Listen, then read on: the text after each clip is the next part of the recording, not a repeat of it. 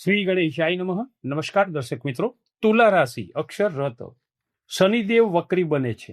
કર્મફળદાતા, ન્યાયપ્રિય એવા શનિદેવ વક્રી બને છે. ક્યારે? તારીખ 27/7/2026 ને સોમવારે અષાઢ સુદ 13 સવારે 10:27 થી મીન રાશિમાં જ શનિદેવ વક્રી બને છે. ક્યાં સુધી રહેશે?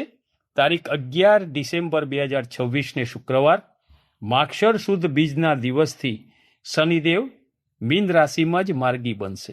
તો આ જે સમયગાળો છે 138 દિવસનો, આ સમય તમારી શુક્રની અધિપત્યવાળી તુલા રાશિ માટે કેવું રહેશે એ વિશેની માહિતી જોઈએ. તો સૌ પ્રથમ તો એ ખાસ પહેલા જોઈ લઈએ કે શનિદેવ તમારી તુલા રાશિમાં ઉચ્ચના બને છે. શનિદેવ તુલા રાશિમાં ઉચ્ચના બને છે. તો આ મીન રાશિના વક્રી શનિદેવ તમારી રાશિથી છઠ્ઠા ભાવથી રહેશે. છઠ્ઠો ભાવ રોગ, ઋણ અને રીપુ એટલે કે શત્રુનો જોવાય છે. તો અહીંયા તમારે મહેનતથી સફળતા અપાવે, કોઈ બી કાર્યમાં મહેનત માગી લે.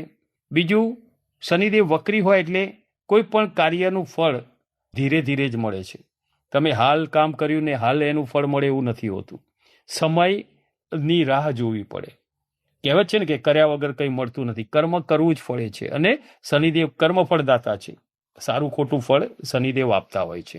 શનિદેવ દરેક કર્મના ફળ આપતા હોય છે. પણ અહીંયા તમારે શું કરવાનું? સૌથી પહેલું તો તમારું જે અધૂરા કામ હોય ને, તમારા પેન્ડિંગ કામ, એ પહેલાં એક પછી એક સોર્ટ આઉટ કરવા અને બહુ ધીરજથી તમે જે કામ કરશો ને એની સફળતા મળશે. કોઈ પણ કાર્યમાં ઉતાવળ કરી તો તમને એમાં નિષ્ફળતા મળી શકે. કેમ કે શનિ નામ જ શને શને એટલે ધીરે ધીરે, એટલે જ શનિદેવનું નામ શને એટલે ધીરે ધીરે કા. એમની ગતિ પણ ધીમી છે. અહીંયા તમારે ખાસ જોવાનું છે કે તમારું સૌથી પહેલું જે જૂનું ઋણ હોય ને એ ધીરે ધીરે આયોજનથી એ ચૂકવવાનું કરજો. એટલે તમારો માનસિક ભાર હળવો થઈ શકે. તમારી રાશિ જે છે ને, આપણે દરેકમાં કહીએ છીએ કે તમારી રાશિ ન્યાયપ્રિય છે. તમારો સ્વભાવ પણ ન્યાયવાળો છે. એટલે અમુક વખતે તમારા ગુપ્ત શત્રુઓ વધે છે. સાચી વસ્તુ હોય ને, તમારો સ્વભાવ એવો છે કે સાચી વાત હોય ને તો તમે કોઈ પણ વ્યક્તિને મોં પર કહી દો છો.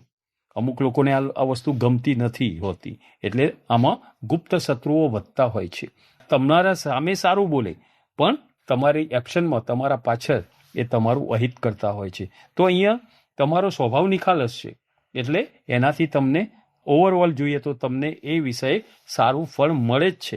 અને સમયાંતરે એમને પણ સાચી વસ્તુનું ભાન થતાં એ તમને સારી રીતે ઓળખે છે કે ના, આ વ્યક્તિ સાચી વસ્તુ જ જણાવે છે.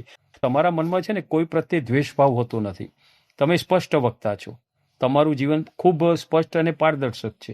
એટલે જિંદગી તમારી જે છે ને એ બહુ સરળ હોય છે. તમારી રાશિના આ બધા ગુણધર્મો છે એ આગળ ઘણીવાર આપણે કહેલા છે. એટલે જ શનિ મહારાજ તમારી રાશિમાં ઉચ્ચના બને છે. કેમ કે તમારી રાશિના જે ગુણધર્મો છે ને એ શનિદેવને પ્રિય છે. એટલે તમારી રાશિમાં એ ઉચ્ચના બને છે.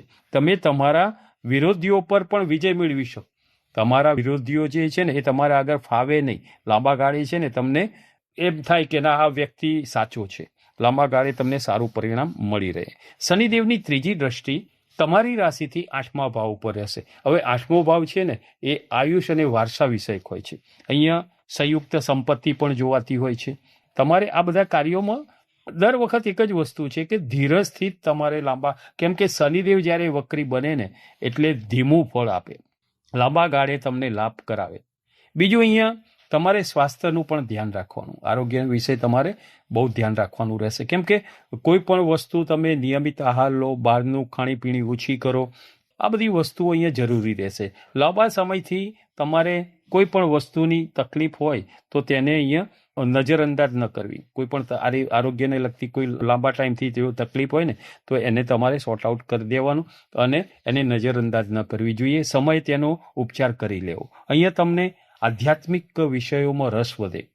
કેમ કે કોઈ બી વ્યક્તિ આધ્યાત્મિક વસ્તુઓમાં ધર્મ પ્રત્યે ક્યારે એ થાય જ્યારે એને બધી જ રીતે દરેકનું સપોર્ટ ના થાય ને ત્યારે વ્યક્તિ ઈશ્વર તરફ, ધર્મ તરફ અને આધ્યાત્મિક વિષયોમાં મનની શાંતિ માટે જતો હોય છે. તો શનિદેવની આ અહીંયા એ વસ્તુ થશે કે તમે આધ્યાત્મિક વિષયોમાં રસ દાખવતા થઈ જશો ધીરે ધીરે. શનિદેવની 7મી દ્રષ્ટિ તમારી રાશિથી 12મા ભાવ ઉપર રહેશે. અહીંયા 12મો ભાવ એ ખર્ચાનો, જાવકનો ગણાય છે. એટલે દર વખત આપણે કહીએ છીએ કોઈને જાવક થાય એ ગમે, આવક ગમે, પણ ખર્ચા થાય એ ના ગમે. નાણાકીય રીતે તમારું બજેટ ઓછું થાય કોઈને ગમે, પણ સમય એવો આવે છે કે ખર્ચા કરવા પડતા હોય છે. તો આમાં તમારે આયોજનથી વિચારીને કરવા. તમારા કાર્યમાં સફળતા આમાં મેળવી શકશો.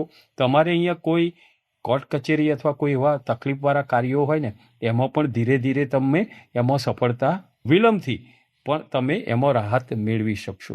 શનિદેવની 10મી દ્રષ્ટિ તમારી રાશિથી 3જા ભાવથી બનશે.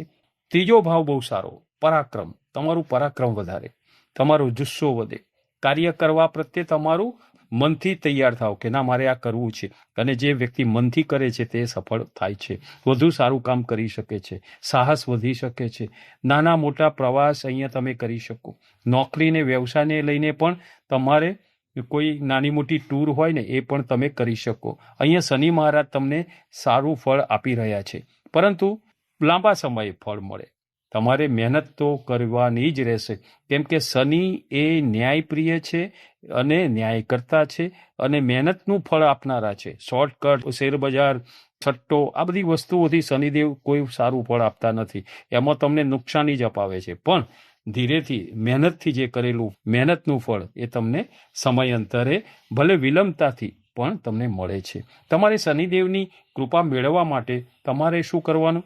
તો સૌથી પહેલું તો દર શનિવારે ને મંગળવારે હનુમાન ચાલીસાના પાઠ કરવા જોઈએ. બીજું, શનિદેવની કૃપા માટે શનિવારને દિવસે શનિદેવનો મંત્ર છે ઓમ શમ શનિશ્ચરાય નમઃ.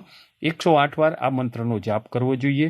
બીજું, તમારે અહીંયા શનિદેવની પ્રિય વસ્તુઓનું દાન કરવાનું. એમની પ્રિય વસ્તુ કાળા અડદ, કાળા તલ, કાળું વસ્ત્ર, આ બધી વસ્તુઓ જરૂરિયાતવાળા વ્યક્તિને દક્ષિણા સાથે આ વસ્તુઓનું દાન કરવું. લોખંડનું દાન કરવાનું એ પણ શ્રેષ્ઠ છે.